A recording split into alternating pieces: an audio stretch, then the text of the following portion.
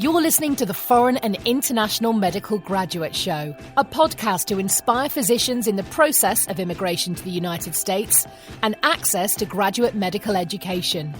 We create meaningful and helpful content that motivates medical students and doctors throughout the world, with the goal of creating a community that supports itself and gives feedback to each other, that stays updated with the most recent tips and advice on how to make it in America and become a successful resident or fellow in the speciality of your dreams. Dr. Alonso Osorio is board certified and residency trained in both emergency and family medicine and will be bringing you 20 years of his personal experiences, struggles, and motivation. We'll be chatting with people like you to talk about the lessons they've learned along their personal path, how to make an impact, and how we can all benefit from it. Also, we'll analyse the current resources available and how to benefit from them. Thanks for joining us. Please enjoy the show. Hey, superstars, and welcome back to the Foreign and International Medical Graduate Podcast. And I'm back here again with Dr. Daniela Rodriguez from Colombia. I think I have developed a special interest on what she has to offer us, and she's been extremely dedicated, and literally she's working so hard at improving her interviewing skills. And I know you guys heard from me in the last episode, number 29, that I had lost my job and I had seen myself interviewing again. And believe it or not, it's overwhelming, especially getting yourself either in front of one person face to face, or, you know, I think a consideration that we must have is that probably this interviewing process in 2020 with COVID might be happening via, you know, telecamera or Zoom communication or Skype, you name it, but some sort of interaction. So it's going to be extremely important to really develop some sort of verbal skills and strengthen your language, you know, so you're more clear at speaking loud about yourself. So we have reviewed some data. Obviously, interviewing happens in many settings. Interviewing happens not only at the professional level for regular jobs, not necessarily to be a clinician, a physician. It happens at the corporate level. And, you know, interviews happen even during a schooling, you know, when you're attending college and graduate education, that you're applying for college, that's happening. So you have already taken care of yourself by preparing a fantastic resume. You already wrote a personal statement and you were invited to an interview. When you show up to an interview, we already talk about the ethics and how you need to be dressed and how you need to look. And Daniela and I went into a discussion on what was her fair experience and so forth. So feel free to go back to our prior episodes and visit that kind of information. But now you're face to face, you're in the interviewing process, and literally the American Association of Medical Colleges has pretty much set the standard questions that all the applicants have to be ready and prepared for. So this is not a secret. We know, and we could potentially anticipate what we're going to be asked. And some of the questions are more generic, and then obviously you go into behavioral questions later on. And this has a purpose. Obviously, the program directors, the attending physicians, the residents, and the people that you'll be working with will be interested in to know if you are a problem resident, if you're a problem person. And the only reason why they're doing this is to find the right team members. Some other topics that the questions are mostly concentrated on is to question you about patient care, professionalism, problem-based learnings, and, you know, you want to try to minimize potentially any red flags like unethical behaviors or the lack of ability to answer certain questions despite being prompted to do so. So, Daniela, welcome back. Tell us how it's been live since we spoke last. I know that your blog and my Facebook page is full of questions regarding the suspension of a Step 2 CS, and people are kind of a little distracted regarding that. What's your feeling? What's your position on the whole Step 2 CS? How do you feel about that? Hi, Dr. Osorio. Thank you again for inviting me to the podcast. Well, that's difficult because there's a lot of people that they need the CS so they can apply this year. We are not sure what is going to happen. I don't know, but maybe they are thinking of the possibility to make the test like online. I don't know, like virtual web camera or virtual, yeah. But right now we don't know what is going to happen. I don't know. There's a people that say that maybe they are not going to ask for the CS. But well, the only thing that I can tell you guys is that like you can try to do other things while you wait to take the CS, right? So you can try to work at your hometown, or you can try to look for research. There are some possibilities that you can do research from like remotely. So yeah. We heard that so many of these facilities that are located across the United States for the clinical skills assessment, Step 2 CS, for me was the former CSA. Obviously, they're concerned about COVID and the potential transmission by direct patient contact and, alternating through your workstations and opening and closing doors and touching the doorknobs and just in general having to use a facial mask, because that's definitely going to impair your whole facial expressions. And for the actors, they won't be able to really kind of get a feeling of how you're expressing yourself. And sometimes that's going to put a barrier on how you communicate. We'll have to wait and see what's the final determination from the USMLE and how they're going to figure that out with the testing centers. And, I know that everything's going to affect it. Actually, I have my colleague, Dr. Ricardo Correa, getting together with program directors in the area that he works with. Next week, we're hoping to record a podcast regarding that to see what feedback we get and what preliminary comments are going to be made about this. Anyway, having said that, so some of the questions that are posted on the website are, and you're going to expect to find are, what are your plans after residency? Where do you see yourself in 10 years? What are you looking for in a training program? What are you looking at specifically on that residency program? For example, for Dr. Rodriguez in pediatrics, what's the reason that you're there? Are you going to be a general pediatrician? Going to go into a fellowship? What's the goal of applying to pediatrics? Why have you chosen this particular specialty? What future do you see for this specialty, specifically in the United States, obviously? And how do you see yourself playing a significant role for the specialty, and how much strength you have at growing the specialty across the United States, either by being part of a society or an association that you're part as a leader? Other questions could be, why should I choose you over any of your classmates or any other applicants? Why are you a special candidate? What books have you read recently? It's simple stuff. Like they want to know, what else are you up to, if you're going to Audible or you have gone to a library and purchased any books. And they want to know if you prefer any specific geographic locations. I know that Dr. Rodriguez, you have a special presence for the Northeast part of the United States, right? New York, Pennsylvania, New Jersey. Is that true? Yeah. Well, I have friends there. Yeah, I think you have a broken heart that is waiting for you up there. Right? No. No, not really? Friend. Okay. Just a friend, huh? That's funny. They also might ask you to discuss the future of medicine and how do you, specifically now with COVID, you might see yourself being asked questions. How do you feel that the training programs are going to be affected during this new us, our new way of living, our new interaction? And what are your career plans for the future? And the question that they might ask you too is, what would happen if you do not obtain a residency position for the next year, like it happened to Daniela? Another question that many people really struggle with is, tell me about yourself and tell me about what are your major strengths and talk to me about your weaknesses. They want to know what are your flaws and your deficiencies.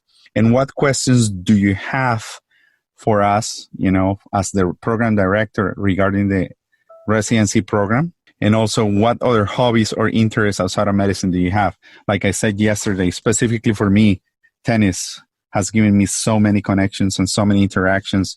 What is your specific hobby, Dr. Rodriguez?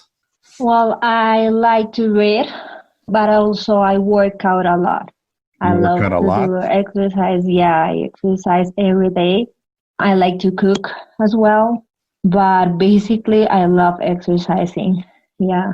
I'm going to ask you a question. How do you feel through all this research?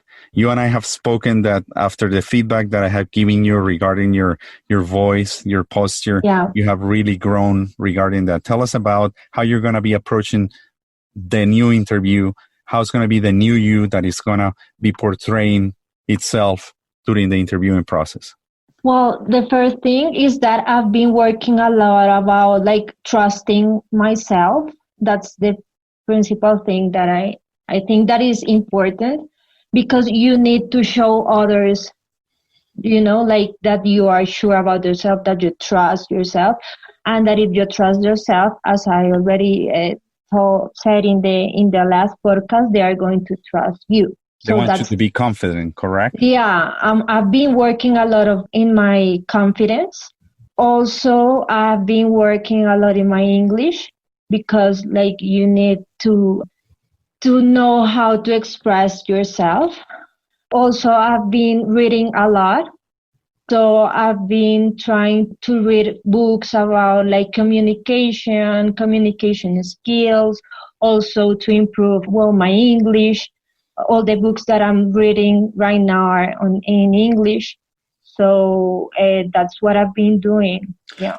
I know that I particularly sent you a couple titles over WhatsApp. What have you learned about these few books that I might put them in the reference of the episode on the show notes? I might put them, but they have really helped me quite a bit myself. What have you learned about those books? So what I've learned first is in the body language, about the body language. Also that you have to look the interviewer in the eyes. The other thing is that when you need to understand what is the other person asking you, because sometimes you can understand something, but they are really asking you a different thing. What else? To not take things personally. Sometimes when you see, that happened to me in one of the interviews. So when I went to the interview, the interviewer was he was not talking too much and he was so serious, and I started being nervous because of that, and I started thinking about, oh my God, what is he thinking about me, So you don't have to take things personally. They are just trying to test you how you are going to behave when they do that, right? Correct. And Daniela, that's maybe a poker face that they're putting up to see how you react to a male figure, an older authority figure, how you're going to be respondent to people during rounds, during a morning report. What's going to be your attitude? Are you going to be a quiet person? Are you going to be proactive? Are you going to be able to kind of push through that barrier and be able to express yourself despite the potential fear? Just don't take it personal, as you said. That's nothing specific. That's awesome. What else have you learned through this process? Because I know you have put together some good quality stuff out there yourself. Probably we can make it into a nice, fantastic ebook that we can probably post and sell to our listeners on all the effort that you have gotten together over the last few months, right? Well, before I continue talking, I want to tell all the doctors that what we are going to talk here are just kind of suggestions, but they are not rules. They don't have to do what we are going to talk about, right? We are just want to share our experiences. And also, I've been through many interviews, and although I haven't much, doesn't mean that I can't tell you about my experience and what I think, right? So the first thing is, I have to trust myself. I have to have confidence. The second thing is that you need to prepare the questions before. You need to search about the program, because your answers are going to depend on what the program wants, right? So that's really important. You first have to search. If you don't find information, you can email the programs and they will be happy to answer your questions. But don't go to the interviews without knowing nothing about the program. Yeah, that's a very, very good point, because if you show up not knowing anything about your future employer, imagine how they're going to feel about yourself. You're going to go immediately down to the bottom of the list, correct? They're going to probably tell you, why in the world are you here if you don't know anything about me, if you don't know anything about us? If you're going to interview with this chief of medicine, attending physician that has been at the University XYZ for 25 years, who has been published in multiple journals across the world, who has this tenure and this extensive specialty on, let's say, liver disease, and you don't know anything about what he does, if he asks you a question regarding his topic of interest, you might just look like a fool. The other thing that I've been reading in other books is that, well, maybe you don't have like enough information because they didn't answer the emails or because you didn't find enough information in the webpage. Try to ask them like at the beginning of the interview. If, for example, if they ask you about like, I don't know, tell me about yourself. So you are answering the questions, but the right moment that like after you finish answering the question, you can ask them. So, well, I would like to know more about, I don't know, the program, what you are expecting in a resident. So then when you continue answering the other questions, you can take what they told you to answer your questions. Awesome. Yeah? That's so good. Yeah. So, for example, again, if they ask you, tell me about yourself, you can say like, yeah, I'm from this university. I believe that I can be an excellent candidate for whatever residency. I have my achievements, so is what I've been doing through this time. These are my hobbies. And then you can say like, I have a number of accomplishments to tell you about, but I want to make the best use of our time. So to help me do that, could you tell me more about the most important priorities of this position?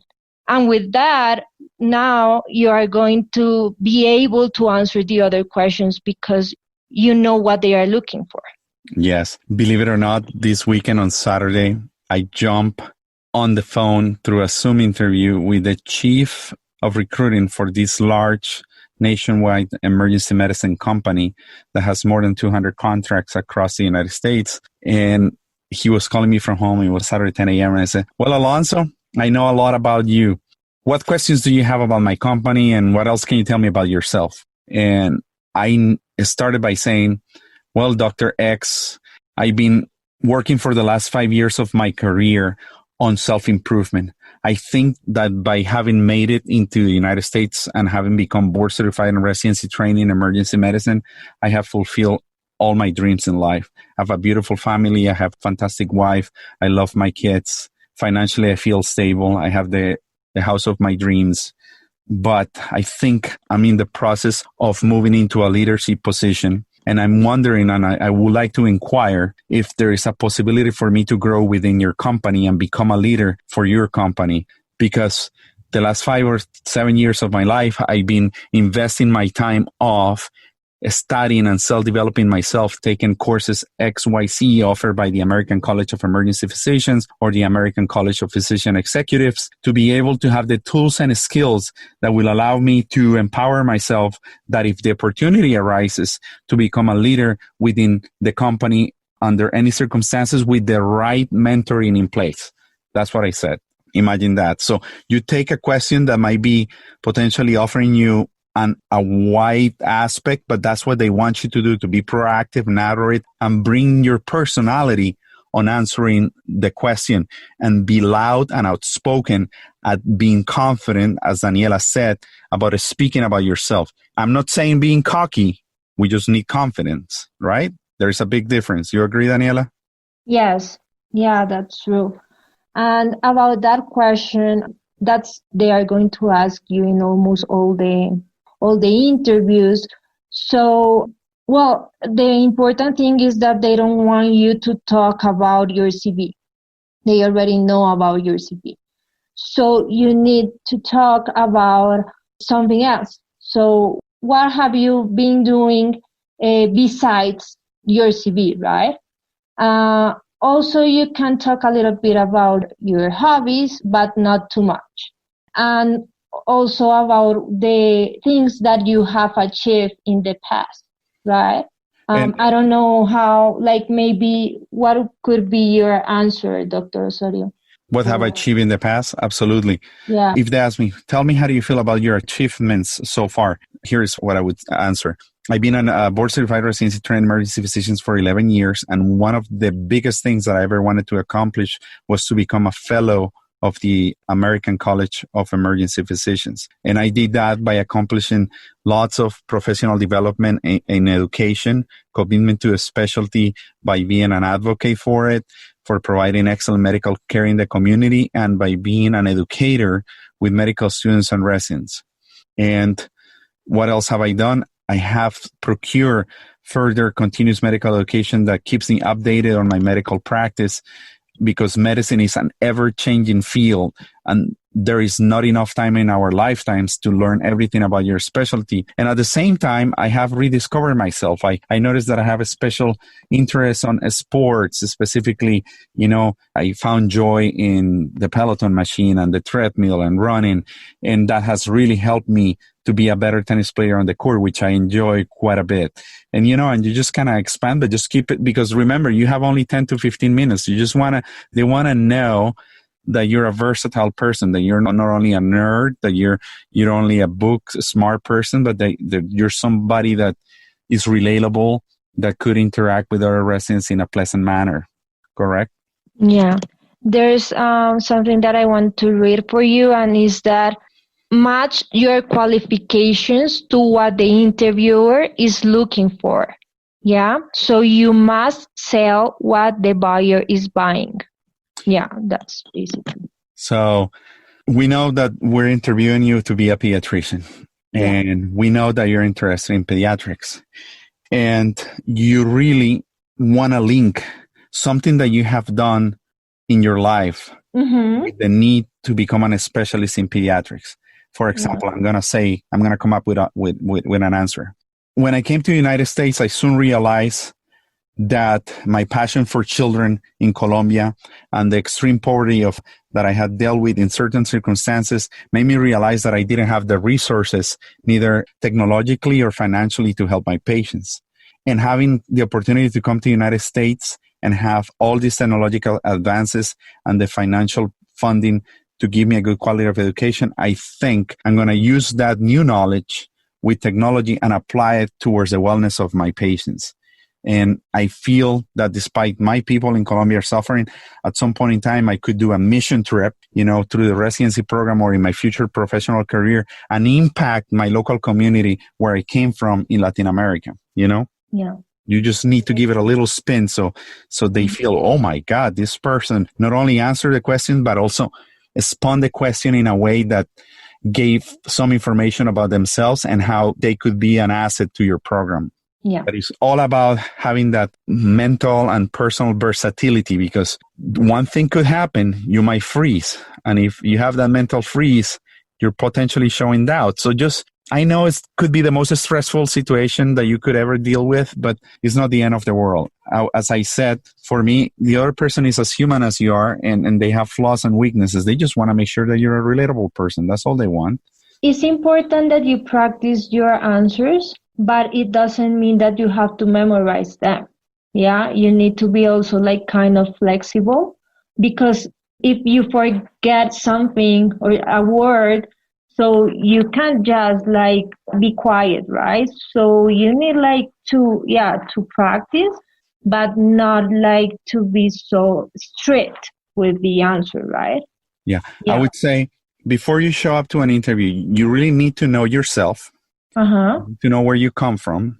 You need to know who you are and who you're looking to be professionally, and how are you willing to grow as a person, not only professionally, but spiritually, and what's your long-term plans. They want to know what's your future plan.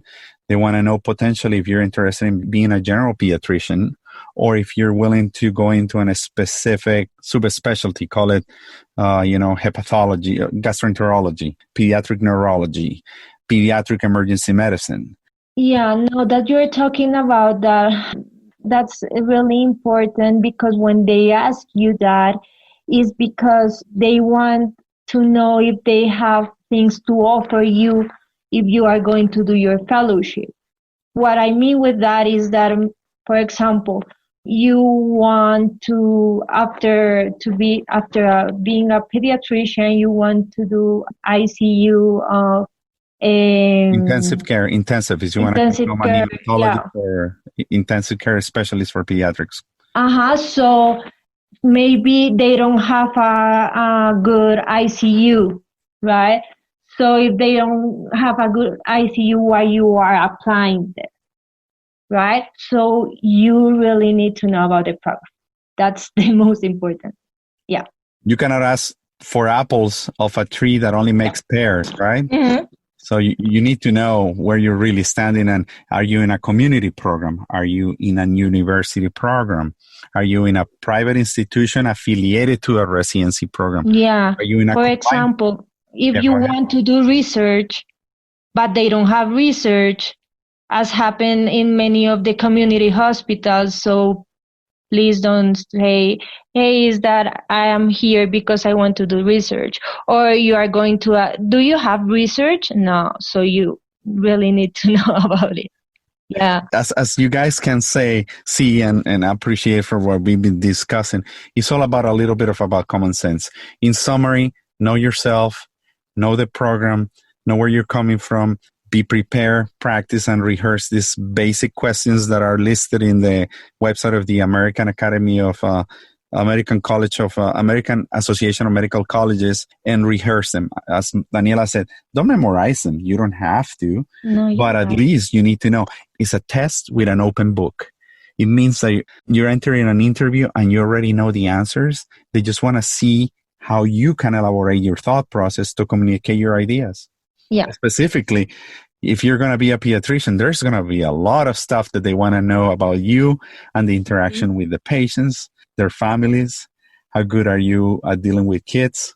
And, all those little things that pediatricians have to be these lovable, sweet people. Anyway, guys, we're getting towards the end of our show. We're going to try to keep it close. I know that some of you have brought up to our attention that sometimes the episodes are a little bit too long, but I'm going to have Daniela in two more opportunities, and we're going to probably dig deeper into questions specifically related about the program, about the future of the program, about your continuous medical education, about the culture of the program and institutions. We're going to talk about questions about current residents and probably some sample interview questions that you could ask the residents, and also, why not see what, from the program director perspective, what else they want to know about us. They want to know if we have good communication skills, if we have good reliability during our training, if we have organizational skills, if we're compassionate people. Do we have integrity, motivation, emotional control, knowledge, and in general, clinical performance? Anyway, Dr. Rodriguez, anything else you want to add before we say goodbye to episode number 30? Well, also, if you doctors have another question or you want to share something with me, again, I invite you to be part of my group. I'll be happy to help you. Well, as you know, I'm in the same road, in the same path. So if I don't have the answer, I will look for it. Awesome. Yeah. So with Daniela, we're doing this personal development program that is only going to make us better. And I've seen the improvement that you have done. I know that you've dedicated so much time to this and you have done so much research. So guys, follow us in our webpage. You know where to find me. And please, call to action. Do not forget to leave me a review. If you think that Dr. Rodriguez and I are well-deserved of a 5-star, just feel free to drop me a nice review on iTunes and just share the podcast, because I completely rely on all the downloads and information that you put out there to my friends and colleagues. I appreciate it. Thank you for joining us. God bless you all. Thank you, Dr. Rodriguez. Thank you. Bye. See you soon.